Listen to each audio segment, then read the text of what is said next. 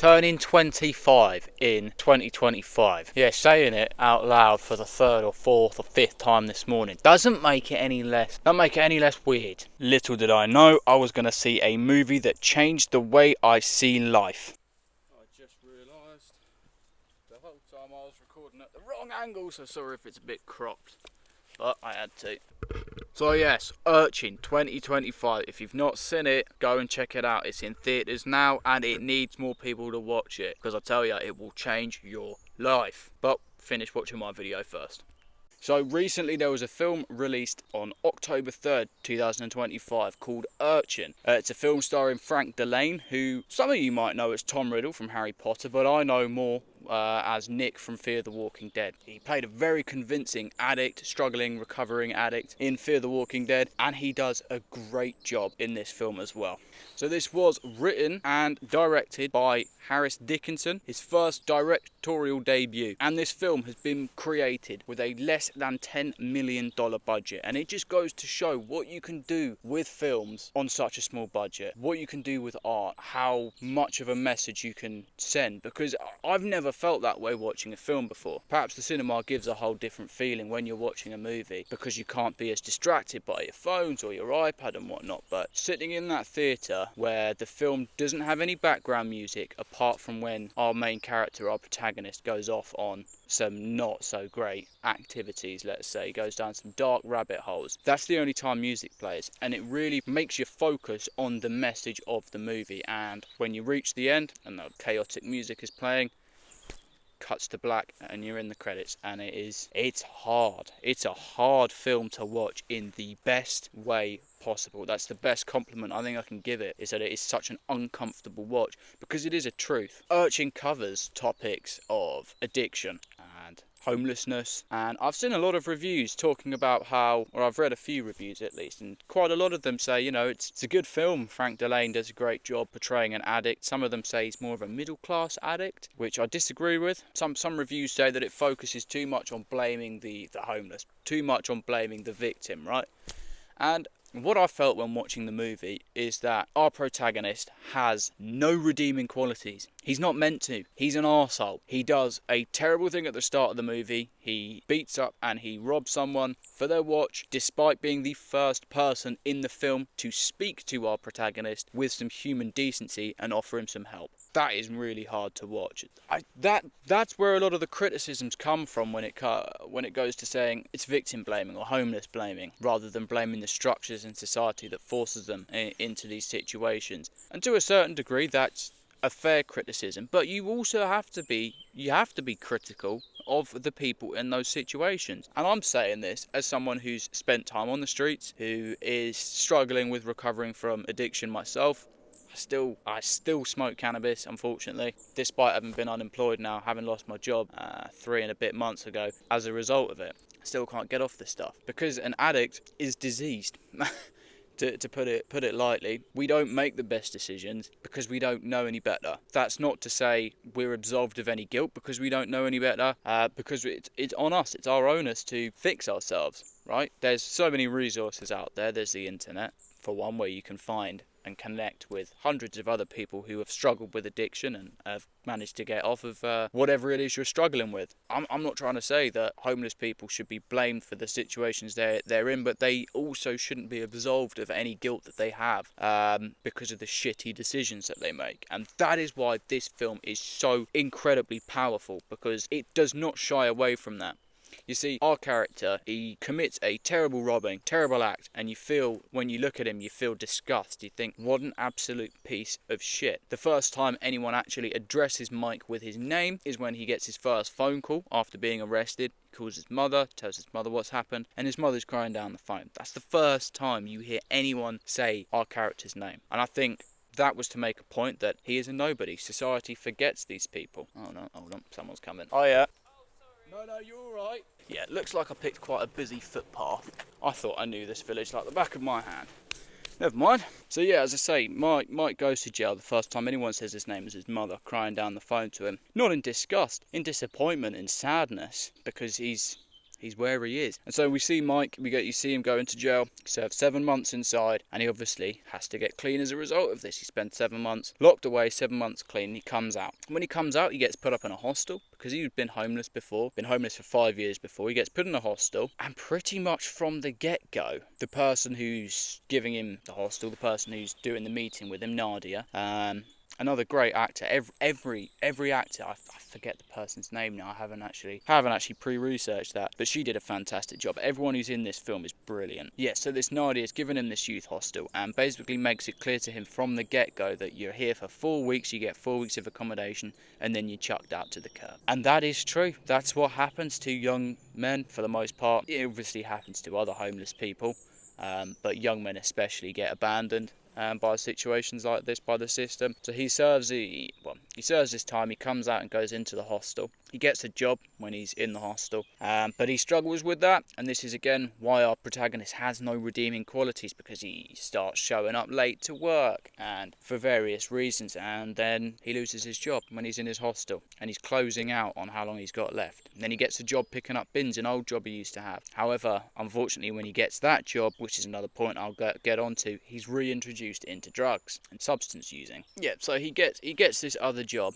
and he's picking up bins, and that's where he's reintroduced to substance usage. And he's made this friend at this job who's a French sort of hippie type, you know, the van life kind of person, bruised through life. Money's not the key to happiness. You don't need money to be happy. That's just a societal construct, which is a load of fucking guff. We all know it is. That is a middle-class hippie, or a middle-class homeless person, right? Frank Dillane's character, Mike, is not. Mike is perhaps maybe not portrayed in the same way as like a proper rough, three-teeth homeless man, right? He's definitely a low-level, struggling homeless person. And so when he's talking to this person, this friend, he's talking about how when you come out of jail, you're thrown into society with nothing. And it often feels like that for a lot of young men, even though we might not have been to jail. We go out into society after school, after college, with no real direction, no real job. I worked retail at the time when I left. I'm not making any good money. I can't get out of my parents' shithole. And you can hate me all you want for calling it a shithole. It is one. And you see, yeah, it's all well and good for people to say and preach that you don't need money. Money doesn't buy happiness. Money buys happiness. Money doesn't buy the perspective that you need to have happiness. See, being someone raised fairly poor, who was 25, I turned 25 on Wednesday, I've got no money in my bank account, I've got no job, I lost my job 3.5 months ago, and I've realistically got less opportunities to get out of my shitty situation. You see, people like us, when we are thrown into these situations, even as an 18-year-old when I left college, didn't have much options. Low-paying jobs would have taken me years and years of saving and being miserable to get a shitty tiny apartment, and that would have made me more miserable, I guarantee it. And I probably wouldn't have made it, I'll be honest, because I've always struggled with my mental health, and that's what I was getting onto, is you throw these people out into these horrible situations where society is so overwhelming and so burgeoning on your shoulders that you need to escape. And for a lot of us, what happens is substances. Pick up a spliff, tip up a beer bottle, whatever it is, inject something. Thankfully, I've never gone down that route. Thankfully, I've never gone down the route of harder drugs, but you get the point. We try to escape. And that is why films are so important. Films and art and all of this is so important, because I tell you, that film it made me just take a step back on life. It was so impactful. Films, for me, are a form of escapism. That's why I love films. That's why I have thousands at home, and why I've got a movie review channel. That's why I'm doing this, because I love movies and I like to escape. But it is hard to choose stuff like that. It is hard to choose a righteous path, you know, do the right thing and all that. That film really made me just take a step back and think about what it is I've done with my life, what it is I've achieved, how many shitty choices I've made, and how many of those would I have not made if I had better circumstances before, if I had a better outlook, better opportunities. I'd like to think that I would have chosen the right options. I hope I would. It's just, this film does a good job of showing that, though. It shows that a lot of people in those situations, homeless, addicted to substances, in these repeat cycles, we do want to change. I've wanted to change for years. But I don't have that much support at home. My dad's a hoarder, so I live in a festering shithole that is incredibly depressing. When you work low minimum wage work and you spend a lot of time cleaning places for a living, and then coming back home to a shithole is quite depressing, and you need to escape. Losing my train of thought for the billionth time, back to it. Right, so, yeah, the point I was making was about addicts and people in those situations wanting to change. And this film does a great job of showing that when those people are in those situations, for 4 weeks in the hostel, Mike spends his evenings listening to meditation tapes, trying to be better and to be able to deal with his emotions. We want to change, but we're not really given any resources, any actual help, and we're just left. We just left to deal with it. In Mike's situation, he's doing these meditative tapes and he's feeling better and better about himself, and you're starting to think, well, he hasn't really earned redemption, and the film's getting a bit too happy. And then he goes to his restorative justice meeting and he cowers away, he runs away. When the guy opens up, the guy he mugged, and tells him how it made him feel, he can't deal with the emotion. He backs away and he runs off. They didn't want to help him, no, of course they didn't. That was pretty much the end of his time staying in the hostel. So he does that. He then goes back to his friend who he's made, and his friend that he's made at the job where he's picking up trash. And he gets reintroduced to ketamine because they're all wild hippies living the free life, not attached to the system, yo. Unfortunately, they in themselves are attached to the system. They don't realise it. They don't realise how fucking good they've got it, those types of people. In comparison to someone like Mike or someone like me. Because yeah, he gets introduced to it and he just goes straight back to it. That is something that is an extremely realistic thing, I'll be honest. Because it happens to me. It's happened to me many times. As I say, I've wanted to stop for a long time. I've wanted to change for a long time. On my birthday, I got offered it. I got offered bud for my birthday. Cool, sweet, go back to it. I got home from watching Urchin, and I needed to escape because it made me really depressed. Not in a bad way. It made me feel horrible for everything, you know? Years of just nothingness. What have I done? What have I achieved? All for what? And it's a point. The film is a point. It's not a happy film. There's no resolution. I'm getting to the end of the film, but there is no resolution. That's the point. That is the point of the film, and that's why films are so important. Because you can't tell that story. Politicians might sit there and say things in, we're going to help the homeless, we're going to help the drug addicted and such. Nothing ever happens, and you can't make that kind of a statement without art. You need films or songs or plays or whatever to get these messages across, and this film does a fantastic job of doing that. If society keeps in this way, of this top-heavy, money-funneled-up way, public resources down the drain, nothing available for anyone, more people are going to turn out homeless, more people are going to turn out addicts, and society's going to fall into the blackness that Mike does at the end of the film. It's not a pleasant film by any means, but I think it's a film everyone should see, much like a film like Schindler's List, for example, should be seen. Sometimes you need to stare the horrific truths of life in the face, and this movie does a fantastic job at doing that. I would love to see it again. I definitely will as soon as I get it on Blu-ray, but if you haven't seen it, I can't encourage you enough to just pop out to the cinema and go take a look at the next screening, because it hits in an insanely, I don't even know the word, it just hits very deep. It hit me right to the core. Maybe it hit me right to the core because I'm someone who relates to Mike, who's been through quite a lot of similar things like Mike. I've never been to jail, thankfully, but I did recently lose my driving licence, and I have struggled again with addiction my whole life, and I've not had much of a nice place to be from, and I have chose to sleep on the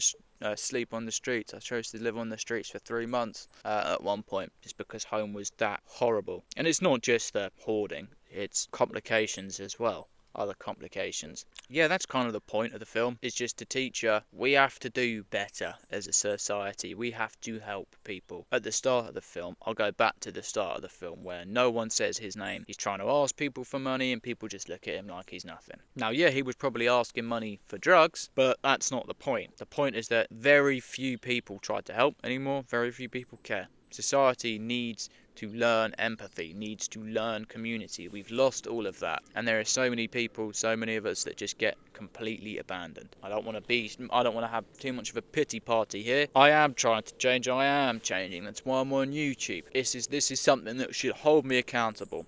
A way for me to share my escapism in movies and hopefully use that as a bridge off of my other forms of escapism, my substance abuses. But not everyone gets those options. Not everyone gets those opportunities. Although as much as I talk smack about my living situation, at least I don't have to pay for it. I wouldn't pay for it if I was asked to, but I don't have to pay for it, so I can live somewhere with power, got a roof over my head, and I can create videos and I can change. I think more people need to be active in bettering society. More people, as I say, need to see this film. It's just an incredibly important film. I don't really know how to wrap up this video because there is no positive light to wrap it up in. There's no call to action, I suppose. If you haven't seen this film, go check it out. Do check it out. Seriously, Urchin. It's a 10 out of 10 film. The acting is class. The everything is just perfectly constructed, from the timing of the music, the camera shots. There's a lot of wide shots of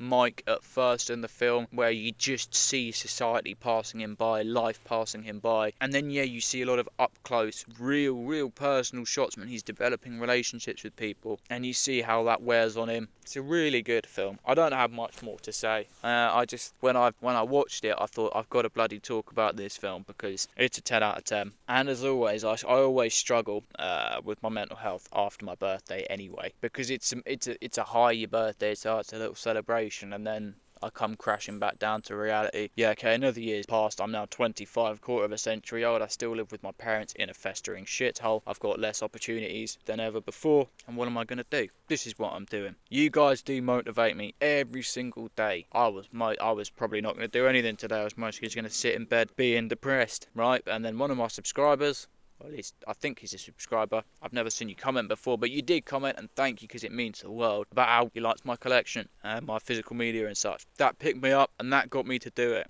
Or do this review, because I've been thinking about it for a few days. And although I haven't got a script for it, I hope that I've provided some sort of an insight into this movie that is not necessarily the typical movie critic, just sort of sitting from a nice middle class point of view, right? You guys got me to do this. The more of you that comment and subscribe and like, you get me to make more content. You motivate me more. So if we can do this together, then we can do more as a society for people like me. Addicts, homeless people who struggle. I guess that's my point. That's what I want to do on this community. I think at one point, I'm no one now, I'm nowhere now, but in the future I would like to help addiction charities, homeless people. I definitely would. That's something that, would mean the world to me. But thank you for watching. If you've watched this far, again, it's not a positive ending, but thank you for watching if you have watched this far. Like, subscribe, and stick around for the next one. Next week it is back to Bond Rewind. I just thought I'd do this because I didn't have anything to release on Sunday, and I've had this film on my mind non-stop since. So yeah, that's Urchin 2025 wrapped up. Come back next week for Bond Rewind. We've got the Connery era on this beautiful new HD sounding microphone. I will see you next time, folks. I've now got to get down here without causing chaos.